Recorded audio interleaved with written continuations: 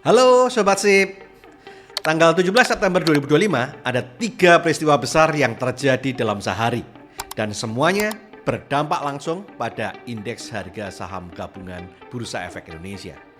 Mulai dari jalanan, istana, Bank Indonesia yang berdampak pada indeks harga saham gabungan Indonesia dan ditutup di level all time high 8.025.18. Apa saja 3 peristiwa itu dan mengapa 3 peristiwa yang seolah tidak ada hubungannya menjadi saling terikat dan terkait dan menggerakkan pasar modal di Indonesia? Mari kita kupas di video yang kali ini. Ada 3 peristiwa penting yang terjadi pada 17 September 2025. Yang pertama, pada pagi hari dimulai dengan suasana yang panas, di mana ribuan driver ojek online berkumpul di berbagai titik melakukan demo menyuarakan aspirasi mereka, mulai dari Istana Negara menuju ke Kementerian Perhubungan dan gedung DPR MPR RI. Kenapa ojek online demo pada tanggal 17 September 2025? Karena bertepatan dengan Hari Perhubungan Nasional atau Harhubnas. Mereka membawa 7 tuntutan. Yang pertama, memasukkan rancangan Undang-Undang Transportasi Online ke program legislasi nasional atau Prolegnas 2025-2026. Yang kedua, menetapkan potongan aplikator maksimal 10% sebagai harga mati atau tidak bisa ditawar lagi. Yang ketiga, menerapkan regulasi tarif pengantaran barang dan makanan. Yang keempat, melakukan audit investigatif mengenai potongan 5% yang diambil oleh aplikator yang dinilai merugikan driver.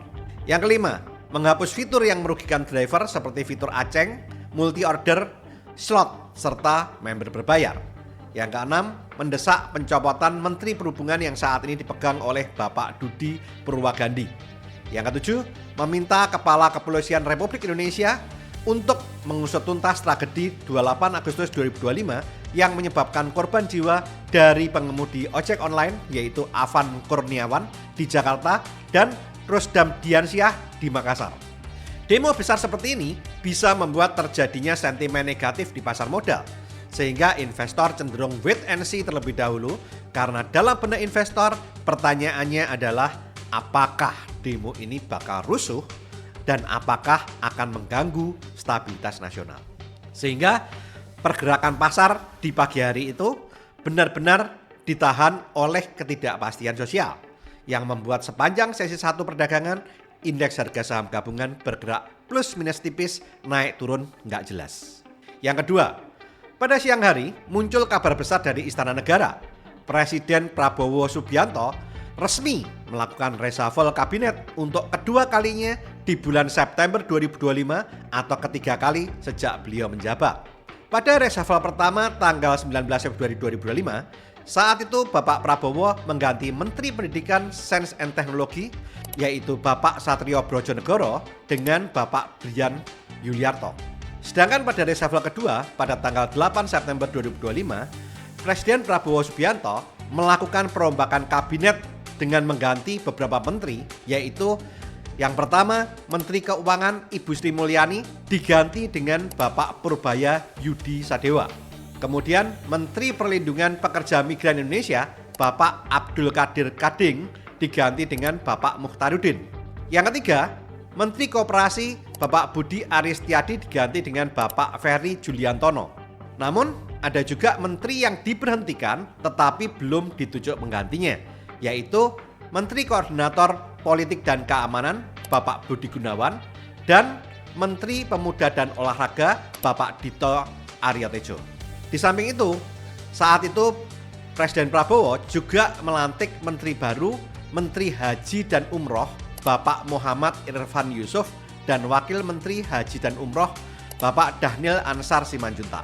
Sedangkan pada reshuffle ketiga pada tanggal 17 September 2025, Presiden Prabowo melakukan reshuffle untuk mengisi kursi kosong yang ditanggalkan pada reshuffle yang kedua, yaitu mengisi kedudukan Menko Polhukam menjadi Bapak Jamari Kaniago yang sebelumnya dijabat oleh Bapak Budi Gunawan. Kemudian kursi Menpora diisi oleh Bapak Erick Thohir yang sebelumnya dijabat oleh Bapak Dito Aryo Tejo. Sedangkan untuk jabatan Menteri BUMN yang sebelumnya dijabat oleh Bapak Erick Thohir belum ditentukan penggantinya. Di samping itu, Presiden Prabowo juga melantik Wamenaker Bapak Afriansyah Nur menggantikan Bapak Immanuel Ebenezer yang terjerat kasus korupsi di KPK. Presiden Prabowo juga melantik Wamenhut Bapak Rohmat Marzuki, Wamenkop Ibu Farida Farija, Kepala Badan Komunikasi Pemerintah Bapak Angga Raka Prabowo, Wakil Kepala BGN Bapak Sonin Sanjaya, Wakil Kepala BGN Ibu Nani S. Dayang, Kepala LKPP Ibu Sarah Sadika, Penasehat Khusus Presiden Bidang Kamtibmas dan Reformasi Polri Bapak Ahmad Doviri, dan KSP Bapak Muhammad Kodari. Seperti yang kita ketahui, reshuffle kabinet biasanya menyasar kementerian yang strategis. Dalam konteks ini, spekulasi pasar langsung muncul. Apakah tim ekonomi diperkuat? Apakah ada menteri baru yang dianggap lebih pro pasar? Dalam hal ini, pasar modal biasanya sangat sensitif terhadap isu-isu tersebut. Dan kalau reshuffle kabinet dianggap tepat, investor langsung memberikan respon yang positif. Menariknya, reshuffle kabinet ketiga tanggal 17 September 2025 tidak disambut kontroversi besar dan bahkan menjadi turning point IHSG, di mana IHSG mulai menunjukkan arah penguatan dan investor mulai optimis bahwa perubahan di kabinet bisa membawa arah kebijakan ekonomi yang lebih jelas dan pro investasi. Banyak media dan analis yang menilai positif.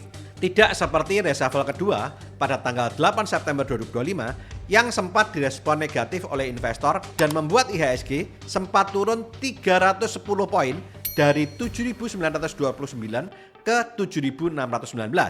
Diiringi melemahnya rupiah lebih dari 1% ke level 16.488 per US dollar dan memaksa Bank Indonesia melakukan intervensi untuk meredam gejolak. Padahal sepanjang pekan sebelumnya rupiah relatif stabil di kisaran 16.304 sampai 16.440 dengan rata-rata sekitar 16.419 per US dollar.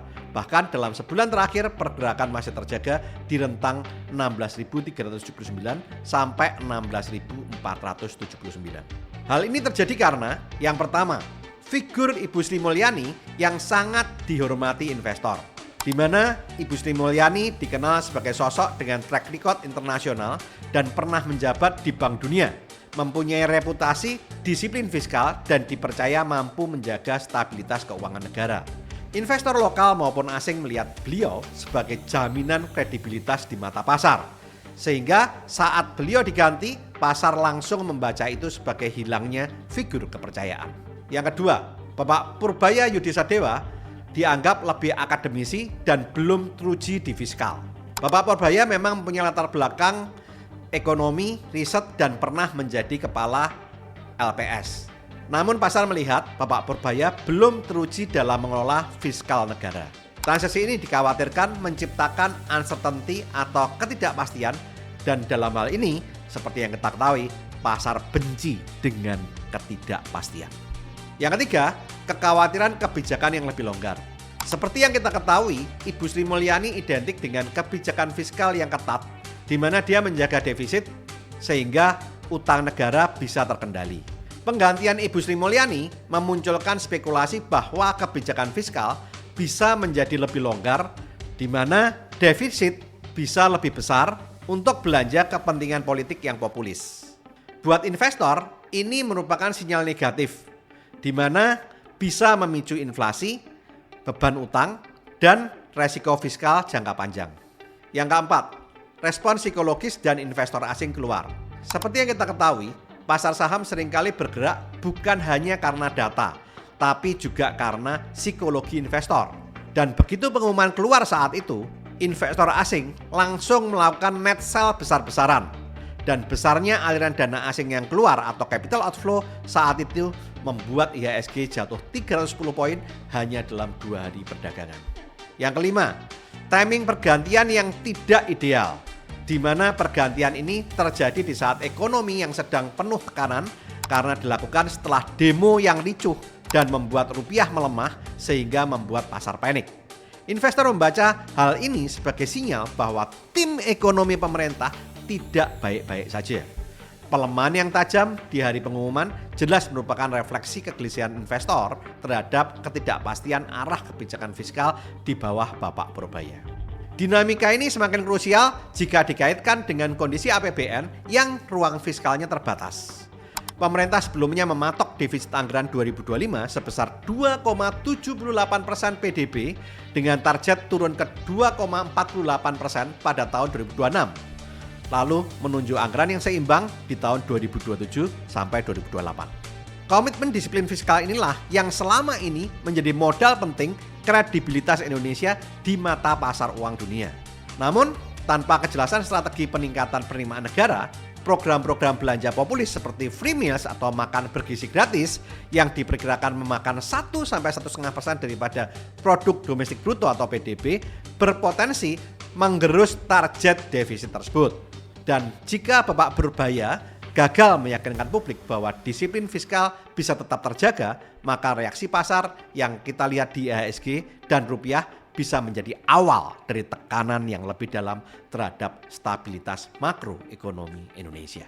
Menanggapi pelemahan nilai tukar rupiah dan IHSG sesaat setelah pelantikan dirinya menjadi Menteri Keuangan, Bapak Purbaya mengatakan bahwa fenomena indeks harga saham gabungan anjlok merupakan hal biasa setelah reshuffle.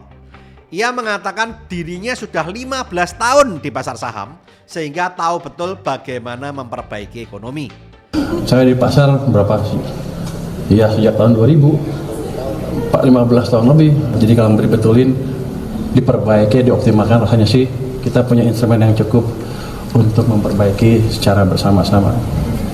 Perlu diketahui, Bapak Purbaya sebelum terjun di pemerintahan memulai karir sebagai senior ekonomis di Dana Reksa Research Institute pada bulan Oktober 2000 sampai bulan Juli 2005. Kemudian menjadi Direktur Utama PT Dana Reksa Securities pada April 2006 sampai Oktober 2008. Menjadi Chief Ekonomis Dana Reksa Research Institute pada bulan Juli 2005 sampai bulan Maret 2013.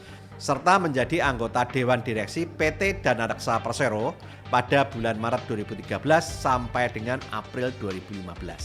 Pak Purbaya mengatakan bahwa Bapak Presiden Prabowo Subianto menargetkan kepada dirinya untuk menggenjot pertumbuhan ekonomi hingga 8% dalam 100 hari kerja. Wow. Untuk itu, Menteri Keuangan Bapak Purbaya Yudi Sadewa memaparkan rencana kebijakan yang akan dilakukannya. Antara lain, yang pertama, dalam era APBN 2026, Purbaya memastikan tidak akan ada pemotongan transfer ke daerah atau TKD. Bahkan ia berencana menambah alokasi TKD. Yang kedua, memonitoring percepatan belanja negara yang selama ini terkendala birokrasi keuangan negara. Yang ketiga, memperbaiki kebijakan fiskal dan moneter dari yang sebelumnya dinilai membuat sistem finansial kering. Yang keempat, menjaga defisit di bawah 3% dari PDB dan menjaga rasio utang agar tidak melampaui 40% dari PDB. Yang kelima, ini yang heboh.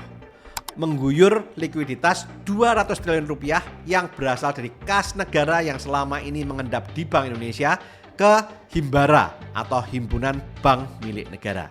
Rencana tersebut dilakukan sebagai bagian dari upaya pemerintah dalam menggenjot pertumbuhan ekonomi dalam negeri. Bapak Purbaya mengatakan uang yang akan ditarik tersebut berasal dari kas negara yang selama ini disimpan di Bank Indonesia dengan nilai total mencapai 425 triliun. Nantinya uang tersebut dapat dipergunakan perbankan untuk menyalurkan berbagai program pembiayaan yang juga diharapkan dapat mampu memberikan efek terhadap pertumbuhan ekonomi di kalangan masyarakat. Pemerintah selama ini memang memiliki dana yang ditaruh di bank sentral. Dana tersebut bisa saja berasal dari sisa anggaran lebih atau SAL pemerintah dari APBN yang belum terrealisasi secara maksimal. Di samping itu, dana pemerintah juga akan mengendap di BI jika ada pencairan utang yang diajukan pemerintah dari sejumlah lembaga keuangan global. Solusi penempatan SAL Kemenkyu 200 triliun rupiah ke Himbara ini diharapkan akan merelaksasi TED liquidity di Bank Himbara. Dengan menggunakan angka bank BUMN yang tersedia pada bulan Juni ini, penempatan dana pemerintah 200 triliun akan meningkatkan nilai deposit di Bank Himbara dari 4.228 triliun menjadi 4.428 triliun. Jika diasumsikan tingkat pinjaman tidak berubah di 3.727 triliun, maka loan to deposit ratio bank-bank Himbara secara agregat berpotensi turun minus 4% dari 88,2% menjadi 84,2%.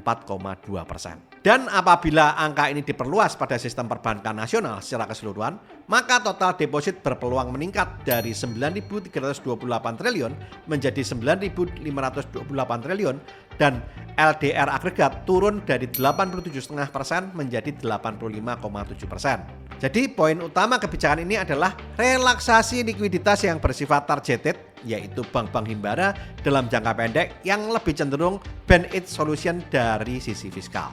Efek yang pasti adalah LDR bank-bank Himbara turun kira-kira minus 4% poin dari posisi terkini dan LDR sektor perbankan turun kira-kira minus 1,8% poin hingga penempatan dana SHL tersebut ditarik kembali ke Bank Indonesia. Dari sisi demand for loan tidak akan terpengaruh karena demand for loan tercipta dari persepsi pelaku usaha atas prospek bisnis dan perekonomian di masa mendatang, persepsi konsumen terhadap prospek lapangan kerja dan penghasilan mereka, serta rencana investasi pemerintah. Likuiditas tambahan yang diciptakan oleh kebijakan ini rencananya akan dimanfaatkan untuk investasi pemerintah. Tetapi ada beberapa pihak yang mengkhawatirkan dana ini digunakan untuk membiayai program populis seperti Koperasi Merah Putih dan program 3 juta rumah yang dikhawatirkan ke depannya bisa menimbulkan rasio NPL atau non-performing loan atau kredit macet di Bank Himbara akan meningkat jika terjadi gagal bayar atau default risk. Sementara itu, pada rapat Dewan Gubernur Bank Indonesia pada tanggal 17 September 2025, Gubernur Bank Indonesia Bapak Peri Warjio mengatakan bahwa saat ini masih ada kredit yang belum tersalurkan atau undisbursed loan dalam jumlah besar, yaitu 2.372,1 triliun atau 22,71% dari plafon kredit. Sehingga dalam hal ini, pertanyaannya, apakah kebijakan dari Bapak Purbaya menggelontorkan dana 200 triliun ini akan bisa bermanfaat atau justru membuat pening kepala daripada direktur-direktur daripada bank-bank Himbara? Jadi 200T hari Jumat sudah masuk ke perbankan. Uangnya udah nongkrong di sana. Sekarang saya duga para dirut bank pusing. Mau nyalurin kemana? Tapi saya pikir dengan cara itu paling enggak kalau mereka belum bisa nyalurin karena mereka punya uang lebih, dia nggak akan perang bunga lagi, bunga akan cenderung turun, itu akan berdampak ke ekonomi dengan itu sendiri ya. Bisa bunga pinjaman turun, bisa juga bunga deposit turun, yang jelas cost of money turun, jadi yang punya uang nggak ragu untuk belanjain, yang mau pinjam ke bank nggak ragu untuk pinjam. Seperti saya naruh uang di bank, suka-suka saya sampai kapan. Muter di situ supaya muter di perekonomian. Biar banknya mikir, tambah nanti kita lihat kondisinya. Sekarang aja udah pusing, lu minta tambah.